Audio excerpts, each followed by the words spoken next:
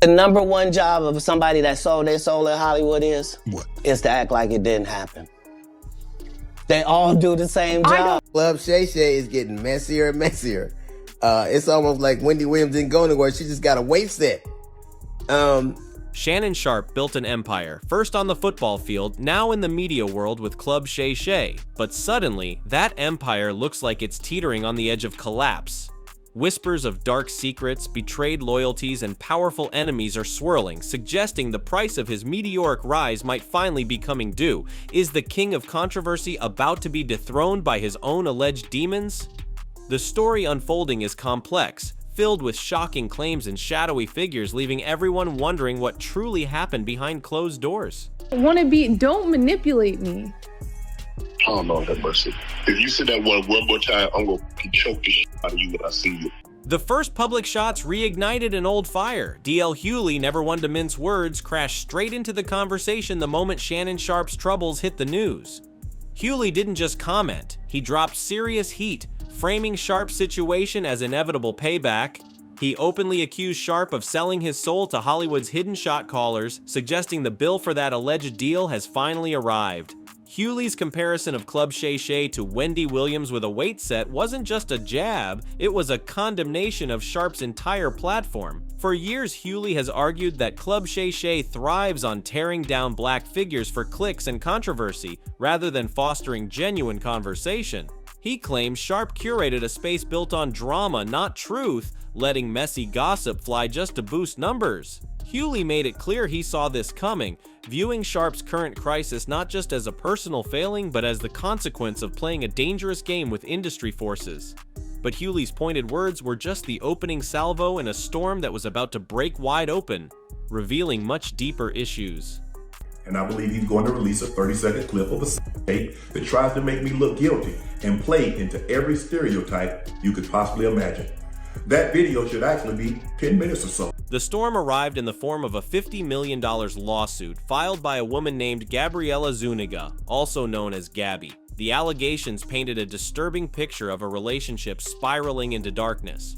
Zuniga accuses Sharpe of being deeply manipulative, controlling, and ultimately violent. She claims things escalated dramatically after Sharpe faced public backlash for an unrelated incident last year. According to the lawsuit, when she attempted to end their involvement, Sharpe allegedly became physically aggressive at her home.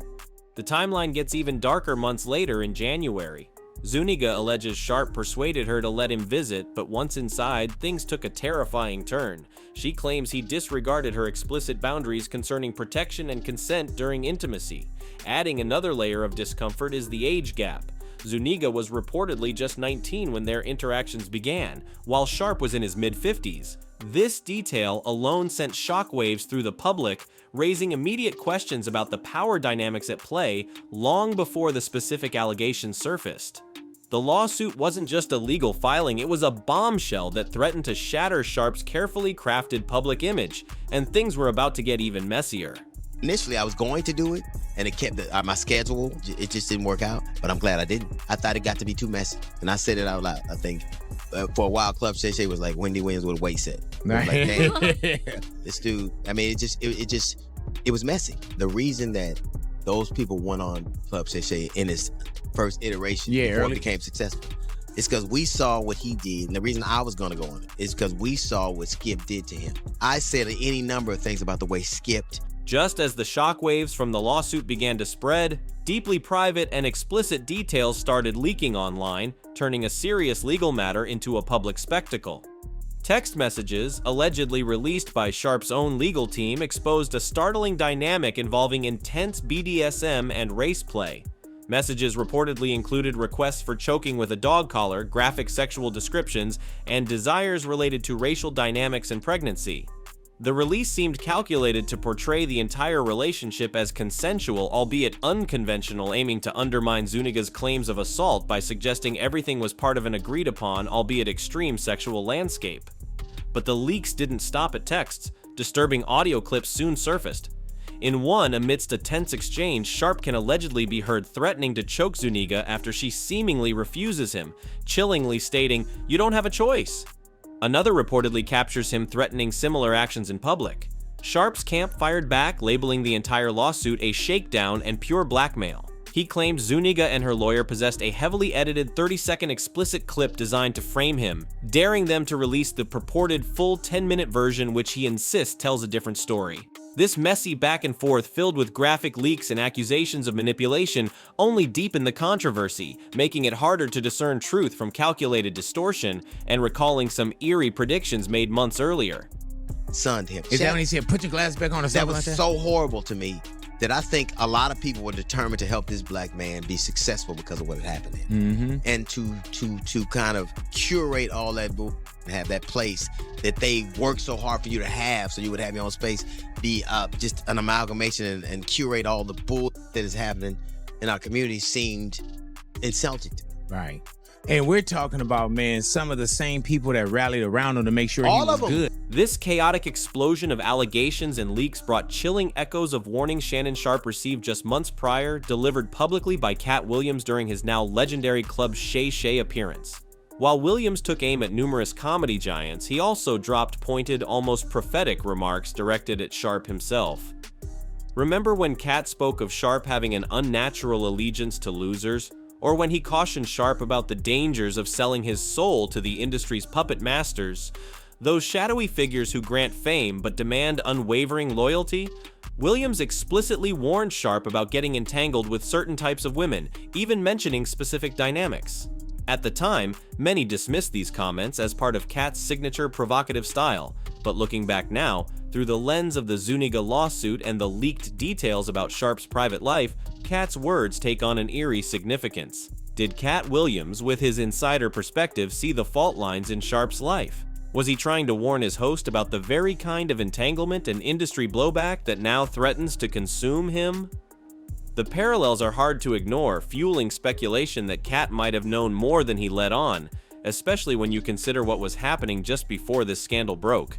In 15 years in Hollywood, no one in Hollywood has a memory of going to a sold-out Kevin Hart show, there being a line for him ever getting a standing ovation at any comedy club. He already had his deals when he got here. Do you know what the number one job of somebody that sold their soul in Hollywood is? What? It's to act like it didn't happen. They all do the same job. Why do you think Gary Owen can't cross over and he already white and been in comedy for 25 years? If what I say ain't the case. The timing of this entire implosion couldn't be more suspicious, adding fuel to the fire of conspiracy theories. Just before the $50 million lawsuit dropped and the damaging leaks began, Shannon Sharpe was reportedly on the verge of cementing his status as a media titan. He had recently parted ways with Colin Cowherd's network and was allegedly in the final stages of negotiating a colossal independent podcast deal worth upwards of $100 million. Everyone wanted a piece of the Club Shay Shay phenomenon, which boasted millions of subscribers and held the record for YouTube's most watched podcast episode thanks to Cat Williams. Sharpe was transitioning from NFL Hall of Famer to undisputed podcast king. And then, right at the precipice of this massive payday and new level of influence, the Zuniga lawsuit hit like a targeted missile. Fans and critics alike immediately questioned the timing.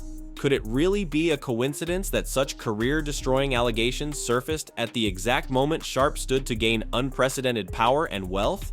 Many aren't buying it. The near-perfect timing feels to some less like random misfortune and more like a strategically planned takedown launched precisely when it would inflict maximum damage, but the questions didn't stop there. The situation seemed like it couldn't get any stranger. Details emerged about a massive settlement offer that vanished into thin air. Reports claim that before the lawsuit became a public firestorm, lawyers for both sides were on the verge of closing a deal. The proposed figure? A staggering $10 million, intended to keep the entire affair confidential and away from the prying eyes of the media and courts. Sharpe's camp confirmed negotiations were advanced, suggesting an agreement was imminent until Zuniga's team suddenly reversed course. This abrupt rejection of a life-changing sum of money immediately sent shockwaves through the conversation. Why would anyone walk away from $10 million guaranteed? The question hung heavy in the air, fueling intense speculation. For many observers, Sharpe even offering such a significant amount felt like a tacit admission of wanting the problem to disappear quickly, raising eyebrows about what exactly he might be trying to keep hidden. Regardless of innocence or guilt, the public perception shifted. Offering millions often looks like buying silence.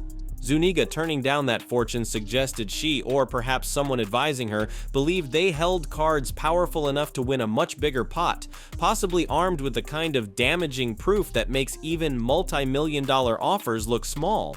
This failed deal wasn't just a negotiation breakdown, it felt like a pivotal moment that escalated the conflict, hinting that the true leverage might lie in evidence yet to be fully revealed, or perhaps in forces pushing for a far more dramatic outcome. This is a shakedown. I'm going to be open, transparent, and defend myself because this isn't right. This is all being orchestrated by Tony Busby, who has targeted Jay-Z. Tony Busby targets black men, and I believe he's going to release a 30-second clip of a sex tape that tries to make me look guilty. The failed settlement and suspicious timing have amplified whispers about powerful, hidden forces manipulating events from behind the scenes, the so-called industry gatekeepers. Commentators like Mace publicly speculated that this lawsuit might be more than just a dispute between two individuals. He cryptically suggested that external players could be involved, hinting that Zuniga might even have a pimp, perhaps metaphorically speaking, pushing her to reject the settlement and pursue the lawsuit for maximum damage. This feeds directly into the darker conspiracy theories surrounding figures who achieve massive success in entertainment.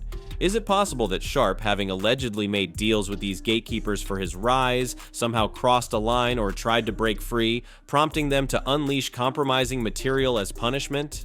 Rumors persist about powerful individuals maintaining vaults of blackmail material, explicit tapes, compromising photos, damaging information, precisely to keep high-profile figures in check.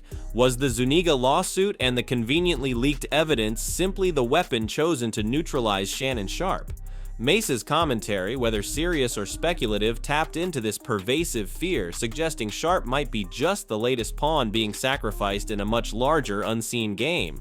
The fallout certainly seems to support the idea that powerful forces want him sidelined. And played into every stereotype you could possibly imagine. That video should actually be 10 minutes or so. Hey Tony, instead of releasing your edit, put the whole video out. I don't have it, or I would myself. You know what happened, and you're trying to manipulate the media. The encounter in question took place during the day at her invitation, and now that appears to be a deliberate setup, coordinated by Gabby, also known as Carly on OnlyFans. Gabby and Tony Busby want $50 million. Whether the result of personal failings, a calculated takedown, or some combination of both, the real-world consequences for Shannon Sharpe are already stark and immediate. Almost as soon as the lawsuit details became public, ESPN reportedly moved swiftly. Without waiting for legal verdicts or further investigation, they allegedly instructed Sharpe to step back from his prominent role on programs like First Take. Insiders suggest the network is already exploring ways to permanently sever ties. Perhaps even more telling is the silence from former allies. Stephen A. Smith, who had previously championed Sharpe and defended figures like Jay-Z against association with industry scandals, has become conspicuously quiet regarding Sharpe's situation. This sudden distancing from major platforms and collaborators indicates the severity of the allegations and the potential toxicity now surrounding Sharpe's brand. His $100 million deal seems to have evaporated, his television career is in jeopardy, and his reputation is facing irreparable damage. The swift and decisive fallout demonstrates just how precarious fame can be, especially when faced with accusations of this magnitude in the court of public opinion, long before any legal judgment is rendered. But Sharpe isn't just blaming abstract forces, he's pointing fingers directly at the lawyer leading the charge against him.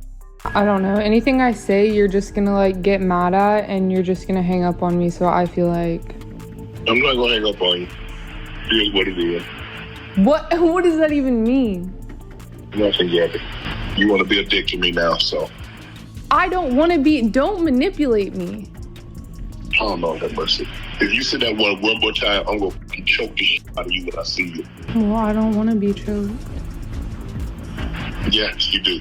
Shannon Sharpe isn't pulling any punches when it comes to Gabriella Zuniga's legal representation. He has publicly and repeatedly named Tony Busby, Zuniga's high-profile lawyer, as the mastermind behind what he calls a calculated shakedown. Sharpe has gone so far as to accuse Busby of specifically targeting successful black men, citing Busby's past involvement in cases involving other prominent figures. This accusation adds another complex layer to the narrative, suggesting a potential pattern or agenda beyond just this specific case. Sharpe claims the entire lawsuit is being orchestrated by Busby for financial gain and media attention, painting him as a predatory figure exploiting the situation. Whether these accusations against Busby hold any weight or are merely a defensive tactic remains to be seen, but Sharpe is clearly trying to shift the focus onto the motives and reputation of the lawyer pursuing the $50 million claim against him. This direct confrontation sets the stage for an even more contentious legal battle, where the credibility of the lawyers involved might become just as scrutinized as the actions of Sharpe and Zuniga. And part of that battle centers on a particularly explosive piece of alleged evidence. Is like a fallacy or some kind of hoax or something like this, because he was about to get a bunch of money. And you know, when you're about to get a bunch of money, people that hate on you just wait until you're about to get that money and rain on your parade, but we can't say that. At the heart of Sharpe's blackmail allegations lies the explosive claim of a secret recording. Sharpe insists that Zuniga and Busby possess a video clip, allegedly around 30 seconds long, capturing an intimate encounter between him and Zuniga. He claims this short clip has been deliberately edited to make him appear violent and controlling, playing into harmful stereotypes. According to Sharpe, the full, unedited encounter actually spans around 10 minutes and would present a completely different context, one he implies is consensual. He has publicly challenged Zuniga and Busby to release the entire 10-minute video, confidently stating he doesn't have it himself but knows it would exonerate him. This mystery tape raises critical questions. Does it actually exist? If so, is it edited as Sharpe claims? Could its release, whether the short clip or the alleged full version, definitively prove innocence or guilt? The very existence of potential video evidence, especially of an intimate nature, dramatically raises the stakes. It represents a potential kill shot in the court of public opinion, regardless of its admissibility in court. Whether it's a genuine threat or a bluff, the controversy surrounding this alleged tape adds a potent element of suspense and potential scandal yet to fully unfold. And that's why I wanted to say it, to get Stat's opinion. I knew when I said that she was gonna go, yeah. No, you can't be on your way to 100 million. I keep telling Killer, right? And picking these kind of girls. You can't do that. We talked about this with Ant-Man. While the legal battle gears up behind closed doors, a fierce war is already raging in the court of public opinion. The explosive allegations, leaked texts, threatening audio clips, and conspiracy theories have deeply divided fans and commentators. Online forums and social media platforms are ablaze with debate. Some staunchly defend Sharpe, echoing his claims of a setup and highlighting the suspicious timing near his potential $100 million deal. They point to the consensual nature implied by the leaked BDSM texts as evidence against assault claims. Others are horrified by the alleged threats in the audio recordings and the significant age gap, finding Zuniga's claims credible and Sharpe's denials weak, especially given the near $10 million settlement offer. The constant trickle of leaks seems designed to sway public perception, with each side potentially trying to gain an advantage before any trial. This public battle for narrative control is crucial. Reputations can be destroyed and careers ended long before a judge or jury delivers a verdict. Shannon Sharpe finds himself fighting not just a legal case, but a relentless campaign against his image and legacy, where every comment section and trending topic becomes a new front line. For him to offer 10 million says that there might be some truth to this, because I'm not offering nobody no 10 million if I know I didn't do anything. And I think the only reason the 10 million didn't work, Killer, I want to know how you feel about this. I think the 10 million didn't work because the pimp need his cut. You know, just allegedly. I'm not saying there is a pimp, right? But let me give you. It's just an idea. This is just an idea, right? So we're left with an even more tangled mess. A $50 million lawsuit, disturbing leaks of texts and audio, an old rival's accusations, eerie warnings seemingly coming true, a massive deal overshadowed, a rejected settlement, whispers of gatekeepers and orchestrated takedowns, direct accusations against the opposing lawyer, and the looming specter of a potentially damning, possibly manipulated videotape. Is Shannon Sharpe guilty, facing justice for alleged wrongs? Is he the victim of an elaborate shakedown fueled by greed or hidden agendas? Or is the truth a complex mix, lost somewhere in the crossfire of personal conflict and industry power games? The lines blur with every new detail. What do you believe is really happening? Share your thoughts below. The full story is clearly still emerging, and the next chapter could be the most revealing yet.